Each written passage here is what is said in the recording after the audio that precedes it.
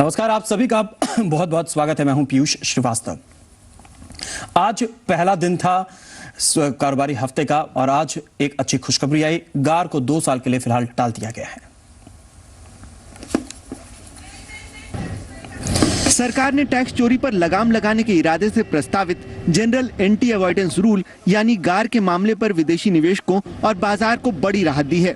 वित्त मंत्रालय ने गार प्रस्तावों की समीक्षा के लिए बने पार्थसारथी सोम पैनल की ज्यादातर सिफारिशें मानते हुए गार को 2 साल के लिए और टाल दिया है।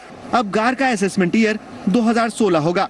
Government has also decided that the provisions of Chapter 10A will come into force with effect from April 1, 2016। सरकार ने गार के मामले में एसएससी को कई तरह की राहत दे दी है। 3 करोड़ रुपए की आय के मामले में ही गार लागू होगा। यही नहीं, एक ही मामले में गार और सार यानी स्पेसिफिक एंटी अवॉइडेंस रूल लागू नहीं होगा। वहीं सरकार ने 30 अगस्त 2010 के बाद के मामलों में ही गार लागू करने का फैसला किया है। सरकार ने साफ किया है कि किसी मामले में गार लागू करने के लिए असेसिंग अधिकारी को गार लागू करने की नोटिस देनी होगी। लेकिन एफआईआईज को गार से अब भी पूरी राहत नहीं मिली है। गार के प्रावधान विदेशी टैक्स समझौतों पर प्रभावी होंगे, यानी मॉरिशस और सिंगापुर के टैक्स समझौते के तहत होने वाले निवेश पर भी गार लागू होगा। उन एफआईआईज पर भी गार के प्रावधान लागू होंगे जो डबल टैक्स अवॉइडेंस एग्रीमेंट के तहत टैक्स छूट पाते हैं। ऐसे एफआईआईज की संख्या काफी ज्यादा है। एफआईआई इंडिया में उसके ऊपर टैक्स दे और नहीं तो अगर वो डबल टैक्सेशन अवॉइडेंस का बेनिफिट लेगा तो उसको भी ये चेक किया जा सकता है कि ये इसके ऊपर गार लगेगा। हालांकि सरकार का मानना है कि गार के ताजा प्रस्तावों से विदेशी संस्थागत निवेशकों की घबराहट खत्म होगी। अब टाइम मिलेगा इन्वेस्टर्स को बात करने के लिए। फाइनेंस मिनिस्ट्री से कुछ क्लैरिफिकेशन चाहिए। इमीडिएटली उनकी कोई प्रॉब्लम नहीं होगी। बहुत अच्छा स्टेप।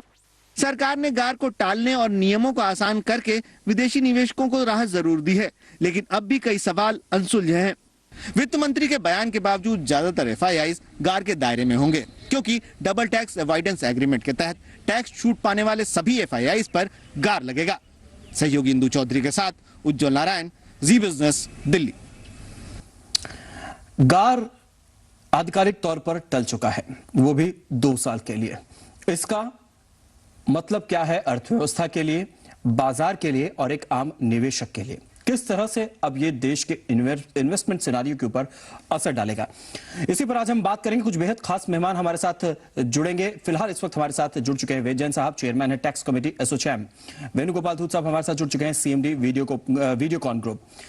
जैन साहब, बहुत बहुत स्वागत है आपका, शुक्रिया हमें वक्त देने के लिए। पहला सवाल आपसे जानना चाहिए, सबसे पहले तो आपकी प्रतिक्रिया जानना चाहेंगे कि आज आधिकारिक तौर पर सरकार ने घोषणा कर दी कि 2 साल के लिए फिलहाल गार को टाल दिया गया। इसका निवेश माहौल के ऊपर क्या असर पड़ेगा? देखिए, इसका निवेश माहौल पे बहुत अच्छा असर पड़ेगा। गार 2012 में अनाउंस किया था सरकार ने और उस समय ऐसे लगा था कि निवेश के ऊपर काफी लोगों ने इसको एडवर्स लिया है, क्योंकि जितनी भी हमारे भारत में इन्वेस्टमेंट आई है मॉरिशस से सिंगापुर पे, तो आज की डेट में जो एग्जिस्टिंग प्रोविजन अभी एक्ट के अंदर है उससे अगर वो लगता है तो बहुत भारी टैक्स की समस्या आने वाली थी। उसी बात को ध्यान में रखते हुए जब सरकार ने ये बिल को पास किया तो 1 साल के लिए पोस्टपोन किया था और फिर उसके बाद उन्होंने ये कहा कि हम एक कमेटी बनाएंगे, पार्थसारथी सोम कमेटी, जो इन सब बातों को देखेगी। अब कमेटी ने रिपोर्ट दी, उसके बाद सरकार ने उस रिपोर्ट को समझा और आज ये कहा कि हम इसको 2 साल के लिए आगे और पोस्टपोन कर रहे हैं। तो एक बड़ी अच्छी बात की है सरकार ने जी। हमें ये मान के चलना चाहिए कि जो देश में निवेश मॉरिशस और सिंगापुर से आया है वो एक सरकार की पॉलिसी के तहत आया है। आज सरकार ये नहीं कह सकती कि जो निवेश भारत में आज हो चुका है और आप उस निवेश को बेचते हैं, जो मुनाफा उस पर होगा उस पर हम टैक्स लेंगे, वो सरकार की पुरानी पॉलिसी के अगेंस्ट जाएगा।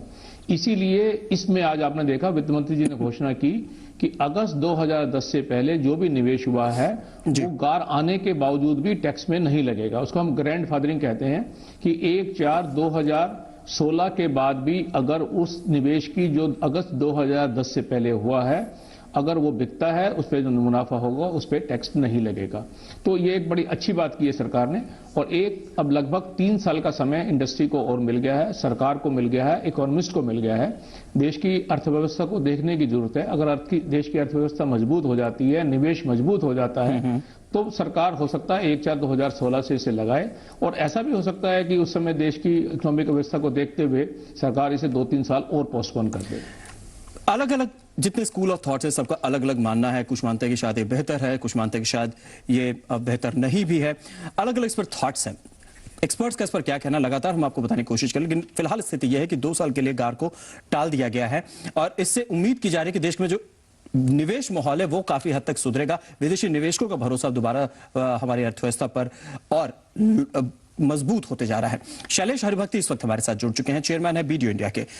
शैलेश जी, बहुत बहुत स्वागत है जी बिजनेस में, आपका शुक्रिया हमें वक्त देने के लिए। पहला तो आपसे सबसे पहले तो आपका भी रिएक्शन जानना चाहेंगे कि सरकार ने आज फाइनली 2 साल के लिए गार को टाल दिया है। लगता है कि अब फॉरेन इन्वेस्टमेंट का जो इनफ्लो है वो और ज्यादा तेजी से बढ़ेगा? मैं ये सोच रहा हूँ कि हमारा जो टैक्स फ्रेमवर्क है वो अब ग्लोबली कंपैटिबल होते जा रहा है।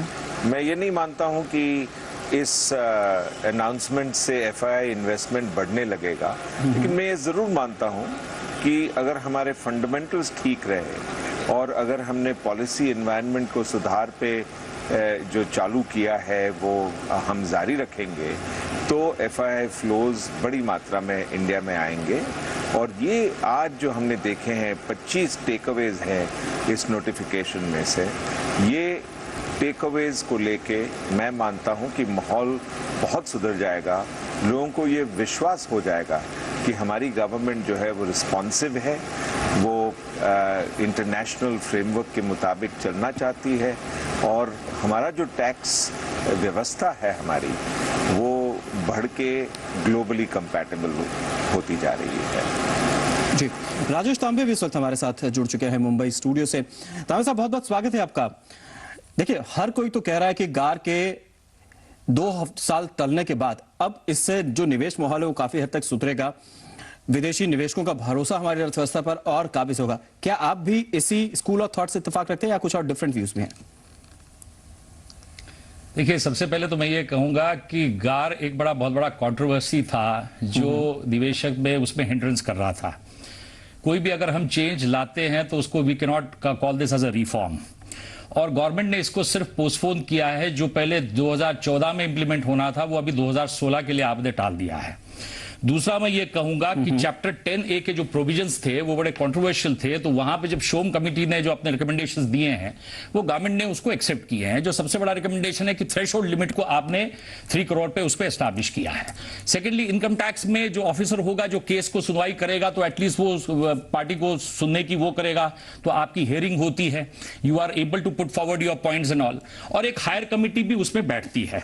लेकिन मेरा ऐसा मानना है कि अगर हम ये कहें कि इससे एक इरिटेशन होती है, मैं ये कहता हूं कि पीयूष, मुझे किसी इंसान से कुछ इरिटेशन होती है तो इन्वेस्टर को भी किसी इस चीज से इरिटेशन होती है, तो ठीक है वो आपने उसको टाल दिया।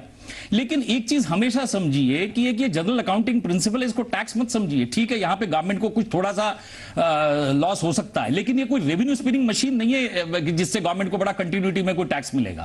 लेकिन एक चीज मान के चलिए कि अगर ये पोस्टपोन होता है पीयूष, और फिर अगर इंडिया की ट्रैक स्टोरी जो ग्रोथ स्टोरी है ट्रैक पे आती है, हमारा जो कॉम्प्लेक्स स्ट्रक्चर है, यहां पे गवर्नमेंट के इतने सोशल प्रोग्राम्स हैं टू बेनिफिट द आम आदमी, तो गवर्नमेंट को पैसे की हमेशा जरूरत पड़ती है। अगर ये टैक्स फॉर्म नहीं आएगा तो कोई दूसरा टैक्स फॉर्म में आ जाएगा। बट वी मस्ट अंडरस्टैंड कि करोड़ों लोगों को हमारे को पॉवर्टी लाइन से निकालना है। जो गवर्नमेंट के जो इतने ब्यूटीफुल प्रोग्राम्स हैं, सोशल प्रोग्राम्स, उसमें पैसा चाहिए भाई। पैसा आपको टैक्स फॉर्म में चाहिए, चाहे इस फॉर्म में चाहे उस फॉर्म में। और बड़ी बात यह है कि विडंबना यह भी है कि देश में अगर इनकम टैक्स यानी डायरेक्ट टैक्स की बात करें तो 3% से कम लोग मुश्किल से इस देश में डायरेक्ट टैक्स पे करते हैं, इनकम टैक्स पे करते हैं। यह भी अपने आप में एक विडंबना है। लेकिन फिलहाल स्थिति यह है कि गार टल गया है। आइए एक इंडस्ट्री वॉइस लेते हैं। इस वक्त हमारे साथ वेणुगोपाल धूत साहब जुड़ चुके हैं सीएमडी वीडियोकॉन के। धूत साहब, बहुत बहुत स्वागत है जी बिजनेस में आपका। आपकी पहली प्रतिक्रिया जानना चाहेंगे गार के टलने के ऊपर। गार पोस्टपोन करना बहुत जरूरी था। पिछले बजट में अननेसेसरी एक गार नाम की एक उलझन डाल दी गई, जिससे क्या होता था कि इंडियन टैक्स पेयर को भी समझ में नहीं आएगा कि उसको टैक्स कितना लगेगा, और फॉरेनर को लिए तो ऐसा झटका दे दिया कि उनके लिए मॉरिशस ट्रीटी, जो भी देश की ट्रीटी हो, कैसे भी करके अगर टैक्स बचाए तो गार उसको पकड़ लेगी। तो इस प्रकार से इस टैक्स का कोई भरोसा नहीं है, इस देश के टैक्स का कोई भरोसा नहीं है, ऐसा सिग्नल विदेशों में जाने लगा। उसके बाद हमने वोडाफोन वाला मैटर खींच के लाया, सुप्रीम कोर्ट ने बोलने के बाद भी वोडाफोन को टैक्स बैठाया, टेलीकॉम के लाइसेंस कैंसिल किए और माइनिंग लाइसेंस में भी अभी तक कुछ भी नहीं है। ये सब देखते हुए विदेशों में हमारा नाम बहुत खराब हुआ। इंडियन यूफोरिया जो था पहले, इंडिया फ्लेवर जो था, वो सब निकल जाने लगा। तो चिदम्बरम साहब ने सोचा है कि अब एक एक करके ये सब चीज ठीक की जाए और ऐसी की जाए कि डेमोक्रेटिक पैटर्न पे बराबर कानूनन इसको ठीक करनी है।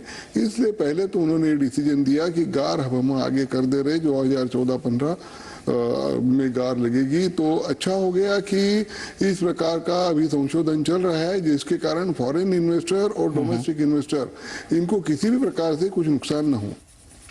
जी, लेकिन एक बड़ा सवाल ये खड़ा होता है, जो बात तांबे साहब ने कही अभी, कि अगर इस टैक्स को टाला है तो दूसरे फॉर्म में टैक्स को लाना पड़ेगा, क्योंकि इस वक्त सरकार को पैसे की जरूरत है। वो जरूरत कैसे पूरी होगी? हमारे तीनों खास मेहमान हमारे साथ बने हुए, एक छोटे से ब्रेक के बाद लौटेंगे, जानेंगे उनकी राय।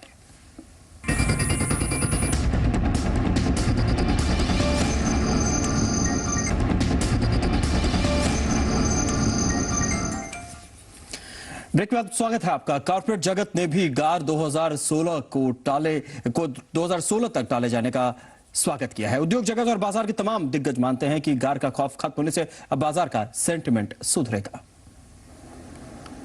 विवादास्पद टैक्स नियम गार को 2 साल तक और टाल दिए जाने से इंडस्ट्री और मार्केट ने चैन की सांस ली है। गार पर अमल टलने से टैक्स हेवन के जरिए भारत में पैसा लगाने वाली कंपनियों और निवेशकों को राहत मिलेगी।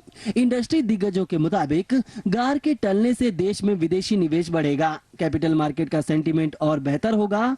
एफआईआईज अब बिना डरे भारतीय बाजार में पैसा लगाएंगे और मार्केट में मजबूती आएगी। विदेशी फंड आने से रुपए को भी डॉलर के मुकाबले संभलने का मौका मिलेगा। इंडस्ट्री के मुताबिक गार के नए नियम पहले के मुकाबले काफी साफ हैं।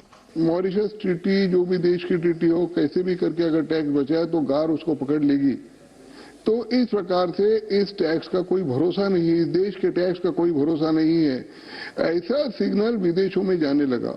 गार पर सरकार को कदम पीछे खींचना पड़ा, क्योंकि इसका भारी विरोध हुआ। गार का प्रस्ताव सरकार ने पिछले साल बजट में चुपचाप लाया था, लेकिन एफआईआईज और इंडस्ट्री ने इसका भारी विरोध किया। भारी विरोध की वजह से पहले अप्रैल 2013 और फिर अप्रैल 2014 तक इस पर अमल टाल दिया गया। बाद में पार्थ सारथी शोम की अगुवाई में बनी कमेटी के पास इसे समीक्षा के लिए भेजा गया।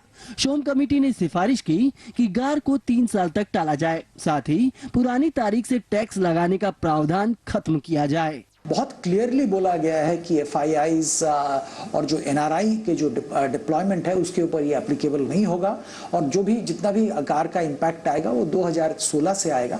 तो I think it's an extremely important clarification. सरकार ने टैक्स आमदनी बढ़ाकर वित्तीय घाटा कम करने के लिए गार का प्रस्ताव लाया था, लेकिन पहले से ही खराब माहौल में सरकार का ये दांव उल्टा पड़ गया। तरुण शर्मा के साथ उत्कर्ष चतुर्वेदी, जी बिजनेस, मुंबई। चलिए, ये तो नजरिया है इंडस्ट्री का। इंडस्ट्री यकीनन इससे बेहद खुश है। शैलेश हरभक्ति साहब, आपसे एक बात हम ये जानना चाहेंगे। मुझे याद है अपने बजट भाषण में प्रणब मुखर्जी साहब ने जो उस वक्त वित्त मंत्री हुआ करते थे, उन्होंने कहा था कि we can not just allow any India to become a tax haven. और उनकी इस बात को अगर थोड़ा सा तवज्जो दिया जाए तो आपको लगता है कि, क्योंकि अगर वोडाफोन वाले केस का उन्होंने एग्जाम्पल लिया था, उसमें आपको लगता है कि इससे एक प्रोसीडिंग आगे भी बढ़ जाएगी? तो ऐसे में आखिर इसका विकल्प क्या होना चाहिए? मैं ये सोच रहा हूँ कि पार्थसारथी शोम जी ने जो हमारे जो रिकमेंडेशंस दिए हैं जी, उन्होंने एक चीज बहुत साफ कर दी है कि अगर हम डेलिब्रेट टैक्स अवॉइडेंस के हेतु से कोई स्कीम बनाएंगे तो 2 चीज होगी। ये गार 16 से आए, फिर भी जिस दिन से डायरेक्ट टैक्स कोड अनाउंस किया गया था उसके पहले वाले ही जो स्कीम्स बनाए गए हैं वो ग्रैंडफादरिंग होंगे। और टैक्स ऑडिटर को आगे चल के 3 करोड़ से ज्यादा अगर किसी ने ये टैक्स प्लानिंग या टैक्स अवॉइडेंस स्कीम तैयार की हो तो टैक्स ऑडिटर को भी रिपोर्ट करनी पड़ेगी। तो इसका मतलब ये हुआ कि the incentive to do the wrong thing has been taken away, और इससे माहौल साफ सुथरा होने लगे और टैक्स की जो कलेक्शन है वो मेरे ख्याल में बढ़ेगी और इंटरनेशनल फेथ भी बढ़ेगा। तो ये दोनों चीज होने से टैक्स फ्रेमवर्क जो हमारा है वो ठीक रहेगा और शोम कमेटी का जो प्रस्ताव है गवर्नमेंट ने बहुत हद तक मान लिया है। इससे मैं मानता हूं कि माहौल बहुत सुधर जाने वाला है। यकीन